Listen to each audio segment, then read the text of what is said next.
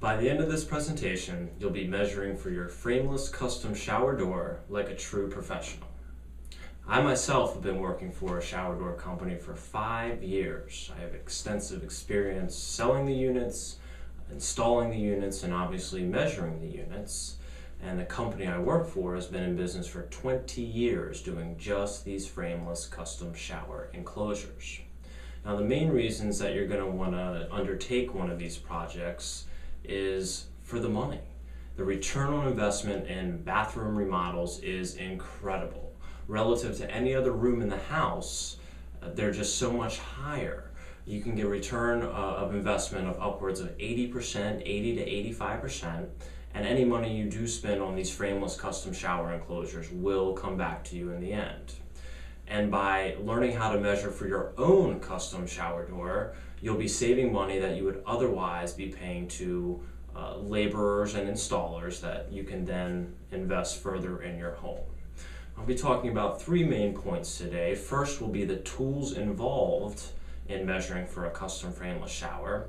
The other will be sort of general best practices and information about the shower measurements. And the third will be focusing on sort of tricky units such as buttressed corner units and neo-angle enclosures.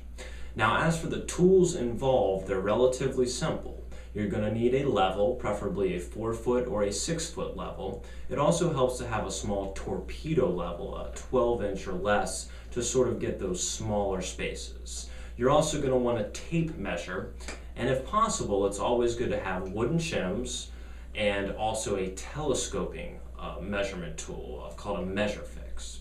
So with those tools, you're going to really want to focus on these best practices.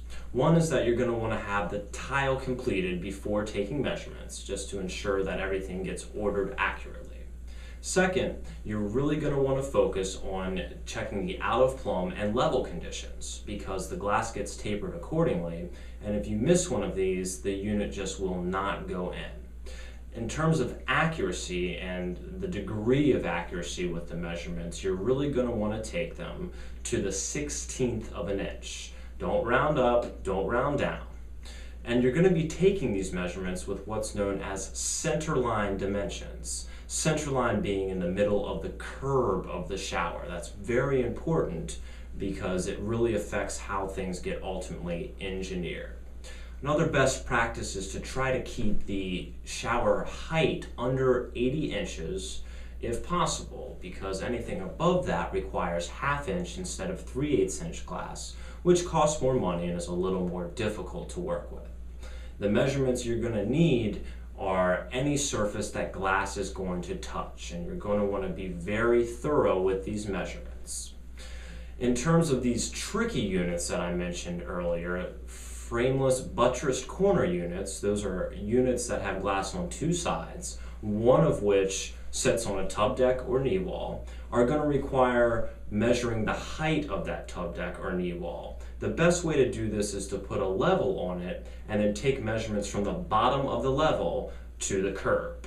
On neo-angles, it really helps to have a protractor or another device to make sure that the angles are in fact true neo-angles, and those would be at 135 degrees. If they are not, the glass is not going to go in.